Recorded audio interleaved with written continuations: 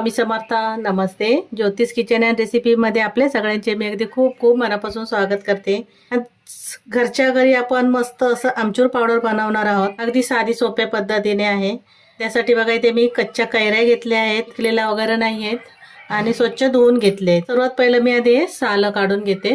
हे मस्त मोठ्या मोठ्या कैऱ्या आहेत. कैरीचं पण भरपूर आपल्याला होऊन जाईल. इथे मी आधी पहिलं एकच कैरी सोलून घेतली आहे आणि ती आधी किसून घेते.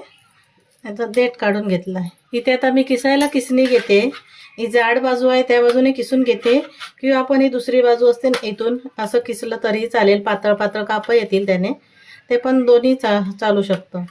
किंवा तुम्ही कापून घेतलं पातळ तरी चालेल, पण मी आता हे किसणीला किसूनच घेते, कारण लवकर सुकलं जाईल. ऊन कडक पाहिजे चांगलं असं, मग ते लवकर सुकतं. बाहेरून विकत आणण्यापेक्षाही आपण घरच्या घरी, आता कैरीचं सीजन आहे तर असं आमचूर पावडर बनवून ठेवायचं. हे मस्त असं जाडसर येतं आणि बारीकाने करायला गेलं ना तर त्याचा तर रस निघणार. त्याच्यामुळे हे जाड येण्यास थोडंसं करायचं आणि सुकेल पण लवकर असं. तर आता हे पूर्ण हे कैरी मी किसून घेते. इथे बघा मी सर्व कैरी अशी किसून घेतली आहे. बाटाला जेवढी लागलेली असेल ना सगळ्या बाजूने किसून घ्यायची. एका कैरीचं भरपूर हा किस पडलाय, पण कैरी मोठी होती ना.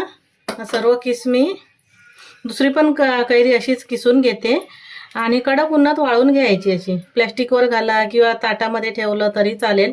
थोडंसं अजून एका ताटामध्ये मी दुसऱ्या घेते आणि वाळून घेते, कारण एका ताटामध्ये होणार नाही.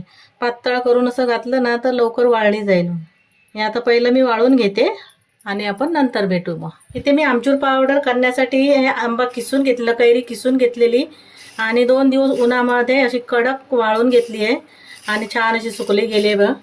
एकदम कुरकुरीत अशी करून घ्यायची आणि हे वाटून घ्यायचं आहे. त्यासाठी मी हे बाजूला ठेवते. हे मिक्सरचं भांडं घेतलं आहे, छोटंवालं भांडं घेतलं आहे, पण पूर्णपणे सुकं पाहिजे, पाणी नाही पाहिजे, नाहीतर ओलावा असेल तर आपले आमचूर पावडर खराब होईल. या भांड्यामध्ये मी घालून घेते. तुम्हाला जास्त बनवायची असेल तर जास्तीचा कैरी घ्या.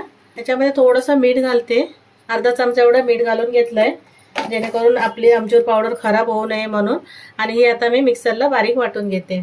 इथे मिक्सरला मी हे वाटून घेतलं आहे, पावडर बनवून घेतली आणि मस्त एक असा आंब्याचा कैरीचा सुगंध येतो, चटपटीत छान अशी पावडर झाली आहे. थोडंसं मी चाळून घेते.